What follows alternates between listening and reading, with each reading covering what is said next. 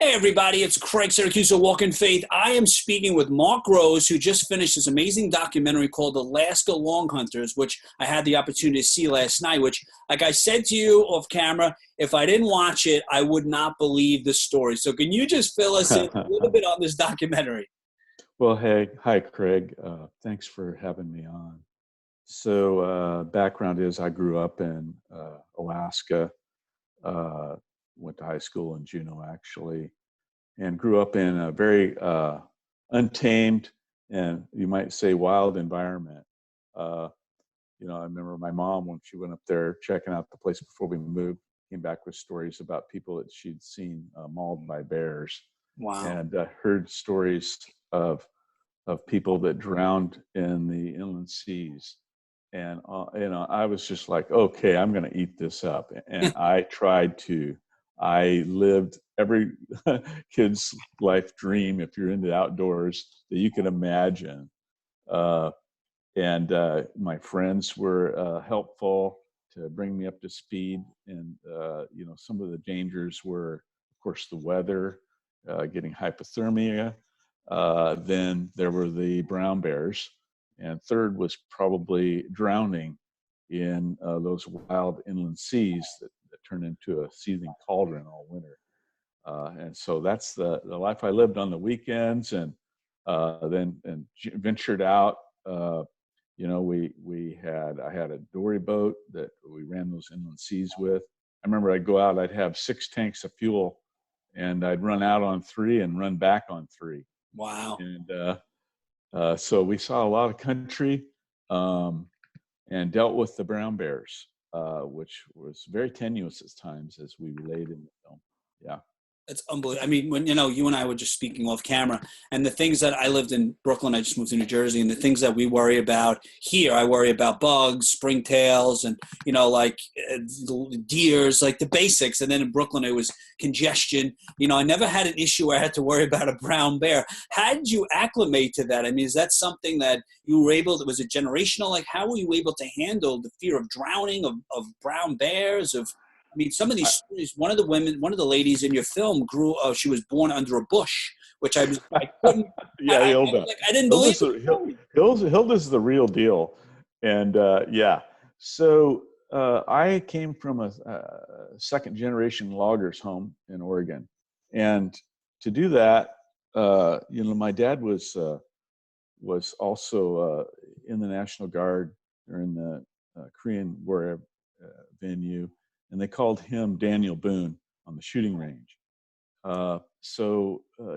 were raised in the wilds of the mountains of Oregon, in the West here. And so I was, taught how to shoot very young. And so when I moved to Juneau at a very young age, I just ate it all up. And that was just another challenge for me.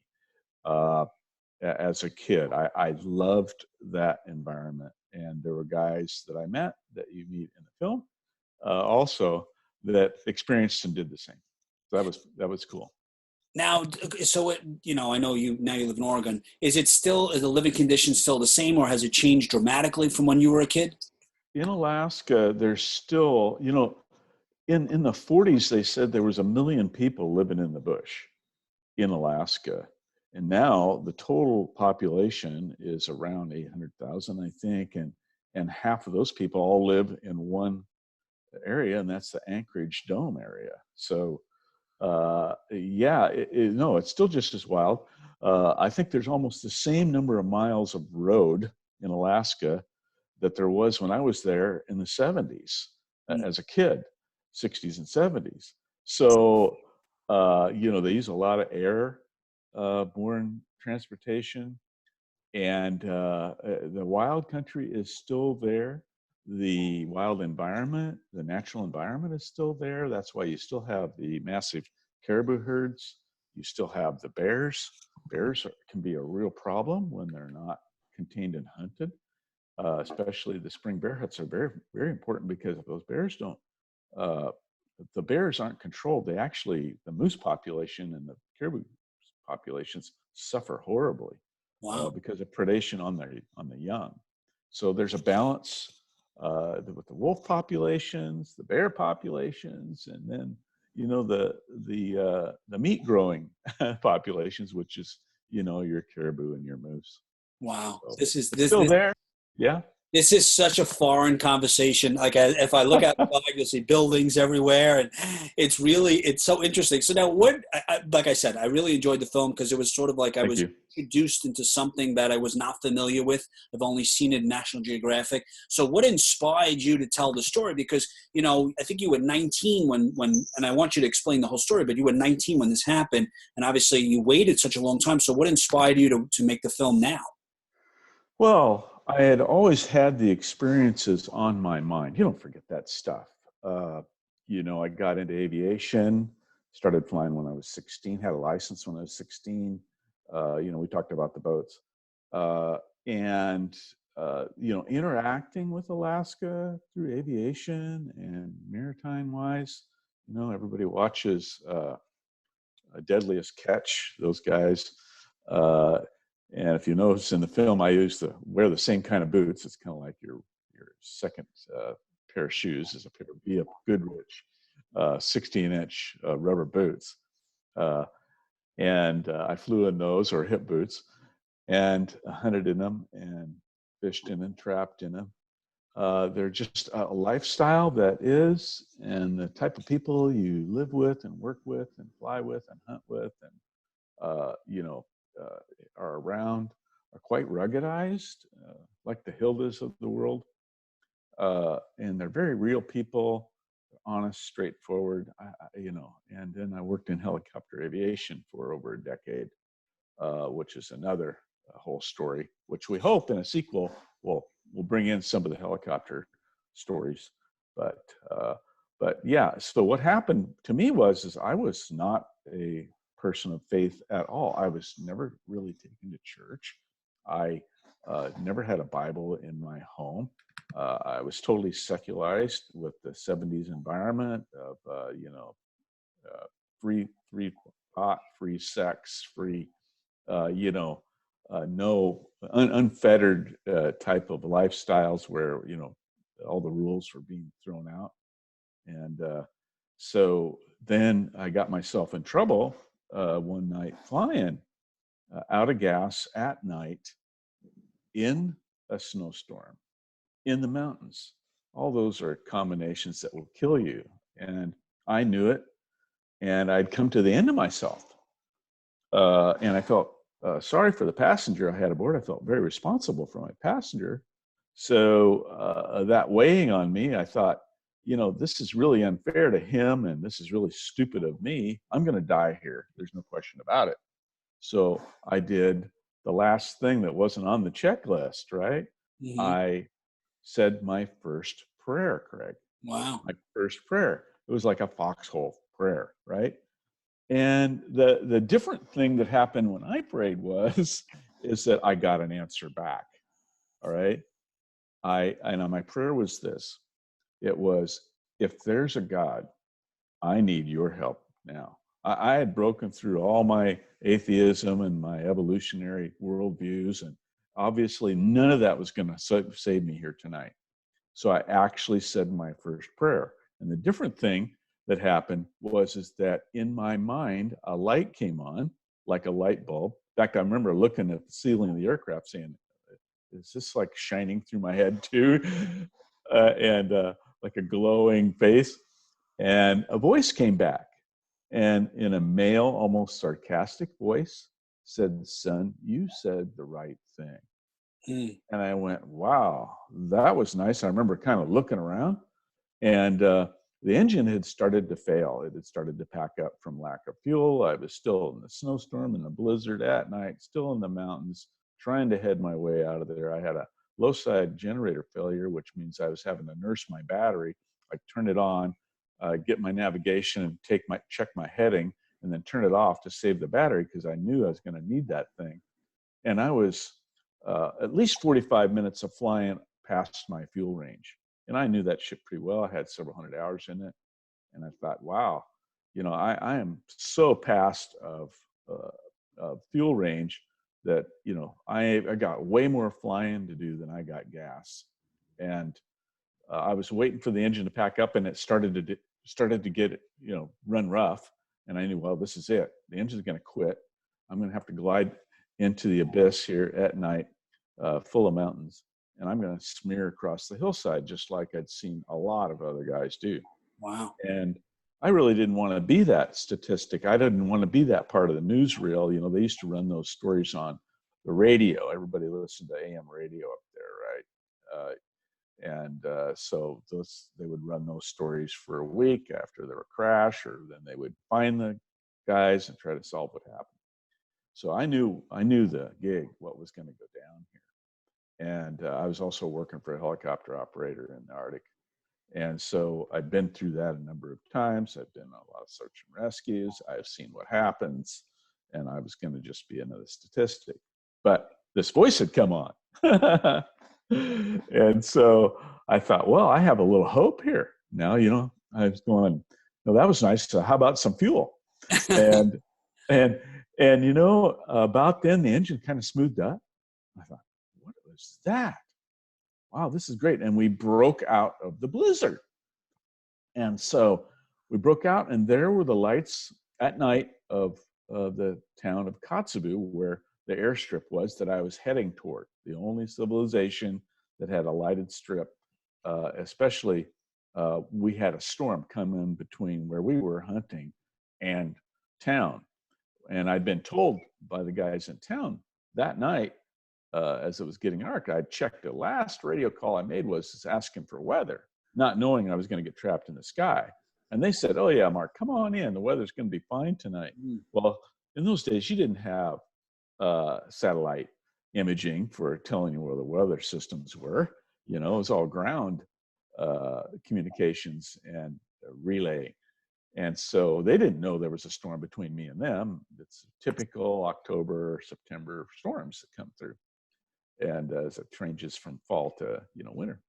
So they didn't know that, but God knew that. And he used the situation. And so I'll tell you what, then I had 12, 13 miles of very, very cold salt water to cross on no fuel.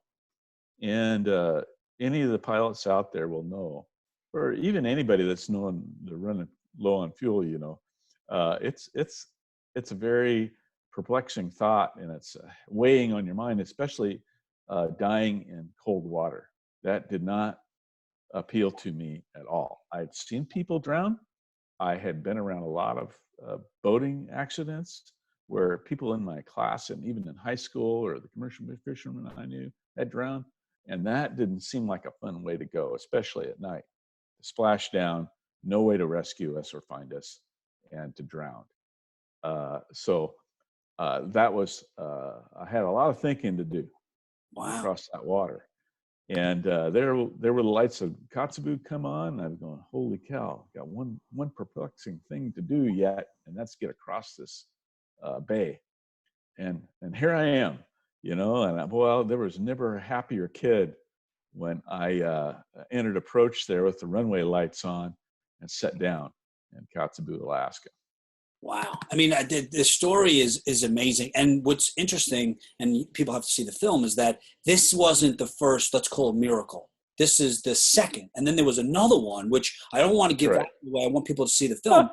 Because I mean, these stories, I mean, if I didn't know you, I would say this is all made up. I mean, this is incredible. I've been told that before. and I don't believe in coincidences, but I know people out there, when you told the story or when they watch the film, they say that's a coincidence, they'll have some sort of reasoning behind it. So we know it wasn't a coincidence. I mean, I don't believe in that at all. But why do you think God stepped in? Why you? I mean, because like you said, you've encountered so many accidents. People have died in your class. Why did God at that moment enter that into your heart, your spirit, and save you? Why? Well, I guess it was for my 6 kids that are alive and out there living better lives than their dad did. And, I don't know why, but I am glad that the Lord spared me that night. And I'll tell you what, when I landed prior to that, I was almost an anti-God guy. I was into evolution and materialistic thought and worldview, kind of anything goes. I didn't really have any boundaries in that area. I thought I was an okay guy. I thought I was spiritual, not spiritual. I thought I was intellectual, and wise, and scientific, and didn't need any of this God stuff. That was for dumb sheep. I would just put up a big gray wall if anybody talked to me about God in class, or anybody that I knew in church. And I was content with my worldly life of just enjoying, Alaska and aviation and all those things. But I remember that summer I was up in what should have been the happiest time hunting, and, mountain sheep or goats or something. And I was miserable. I wasn't a happy guy. This whole thing, I'd kind of peaked in my career in aviation. And, I had a fleet of helicopters to take care in the Arctic. I was flying. I had a great aircraft that the company paid me to use to support the fleet with. Man, for a young guy, how could you beat that? But I was still miserable. I didn't have the deep answers of my heart taken care of. And I couldn't figure out how you could do a relationship with a lady in those kind of circumstances, because I saw people breaking up all around me, right? So that wasn't going to be the answer.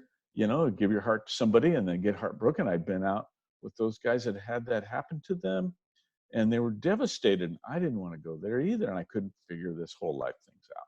So I set out to find this God that had spoke to me, and I started reading the Bible, and I read the Bible cover to cover.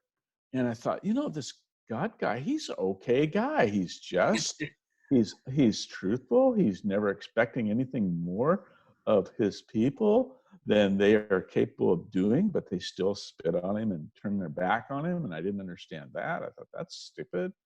And so, but I was still stubborn. I still wouldn't give my heart to Christ. I still was stubborn, and I thought I was personally above that, and I didn't need that, but I was just a better person, or becoming a better person now that I've had this little enlightenment thing. And but that wasn't it either. I'll tell you, the Holy Spirit was just on me. I was not at peace.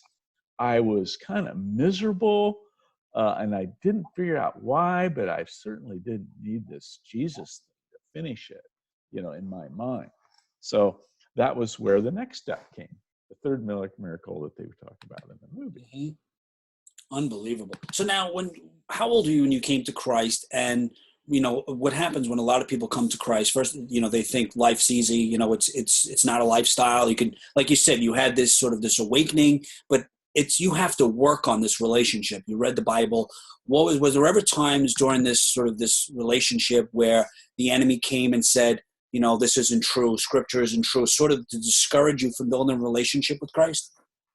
Well, I was still in a searching mode. I had not dismissed what had happened to me that night flying out of Kotzebue at all. That was like on my mind all the time. I just wasn't doing a very good job solving it. I still had this yearning, and I was still unhappy, and had been in a relationship, and that had gone sour. And so I just couldn't figure things out. I couldn't get them answered from a human perspective, and the Bible was nice. I was glad reading it, glad I got aware of God and all that, but I wasn't at peace, Craig. I still wasn't at peace. Wow. And what about now? How are you? I mean, you've obviously built a relationship with Christ. How is your relationship now? So, well, let me step one step back. Yeah. There was a third miracle. Oh, that's right. The helicopter miracle. Yes. And so while all this was going on in my mind, and I was still out working my day job in the Arctic. Well, now, how old are you? Taking care of the fleet. 22. 22. Okay. 22. Yeah, a year gone by. And I woke up one morning, and I was supposed to go do a job with the helicopter, which is one of a fleet that I was taking care of in the Arctic at that time. And I went out, and we got the ship already in the morning, and I went back to my cabin, and came back, and the ship was gone. And this pilot had never done this to me before.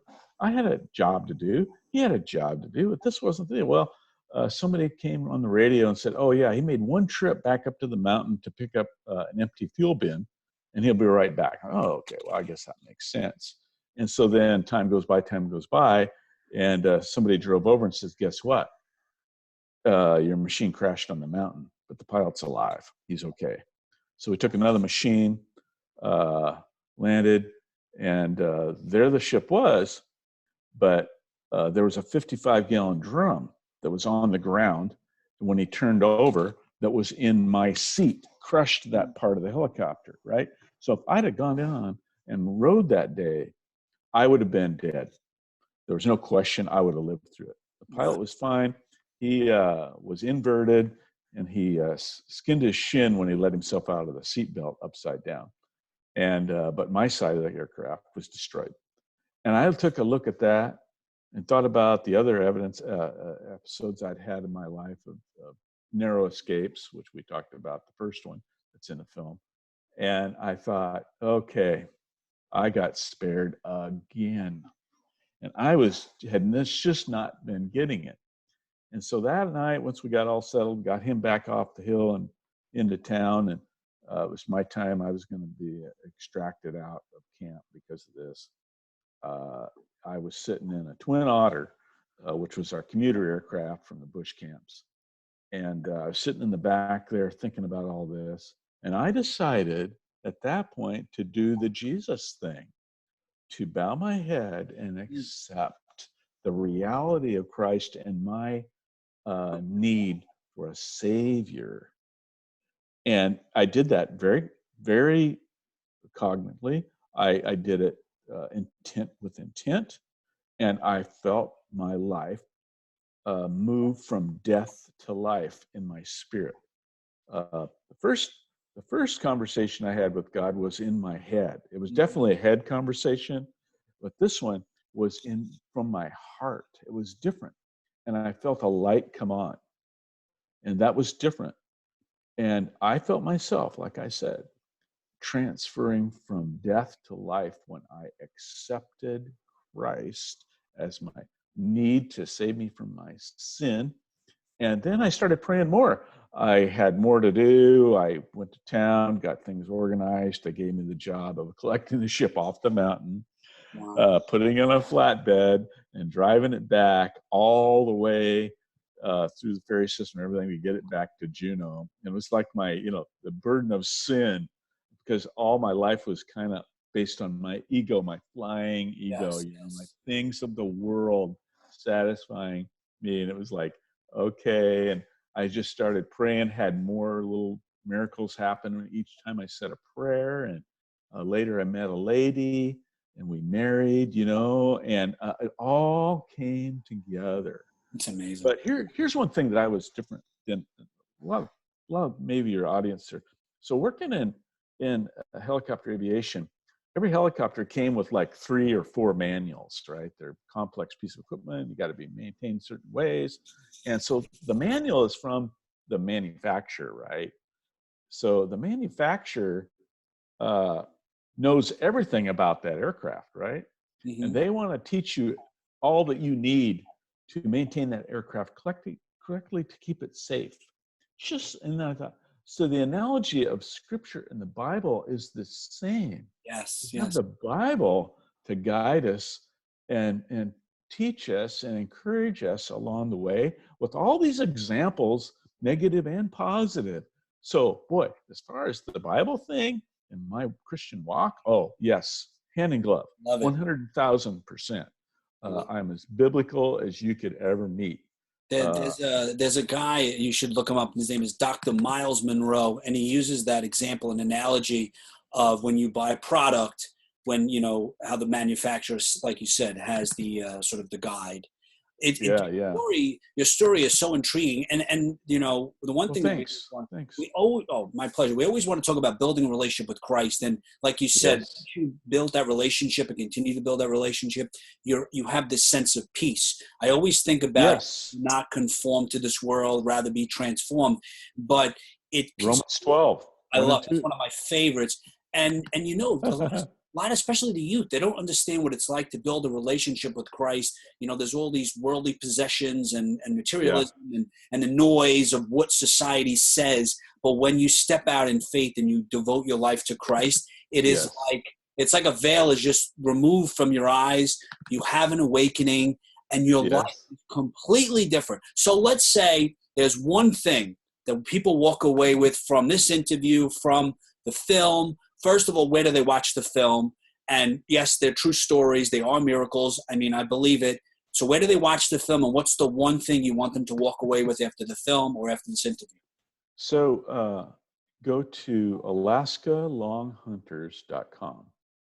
AlaskaLongHunters.com. You can see the film free there right on the homepage.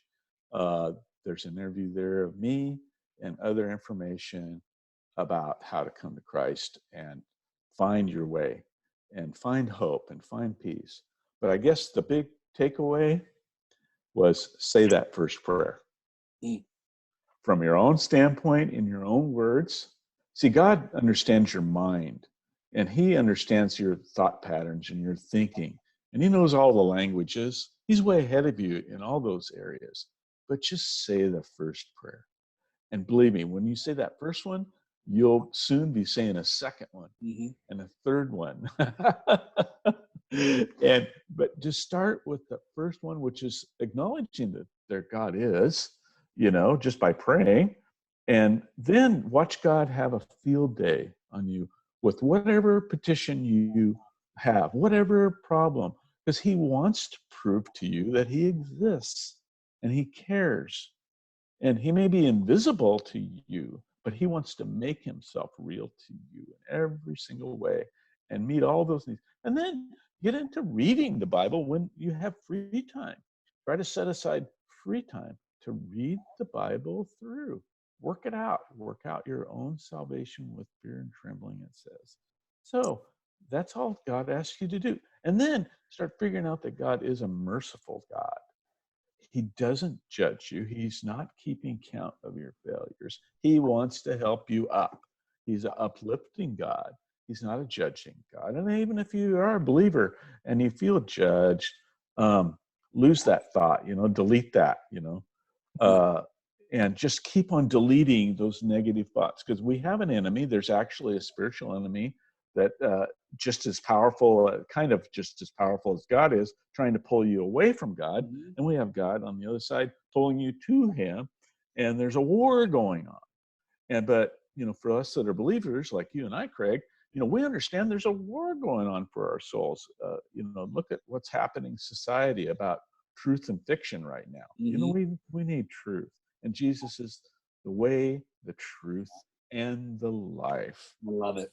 I love it. And it's interesting too, just to add to that, is the enemy's voice is always louder than God's soft voice that comes in your spirit. But once you can sort of discern and identify God's voice versus the enemy's voice, you live sort of a different life. So I truly believe your testimony, you will bring people to Christ, because it's very unique. First of all, I didn't even knew what the first question out of the box was, what is a long hunter, right? And I'm like, I hadn't heard of that. And then to see some of the characters and the people in your film, I'm still questioning, like, to be born in a bush, like, it was such a different, unique experience. And then to hear your miracles and how you came to Christ, it's fascinating. And I really think this appeals to a unique audience. So I think part of your plan, part of God's plan for your life, is to use your testimony to bring people to Christ.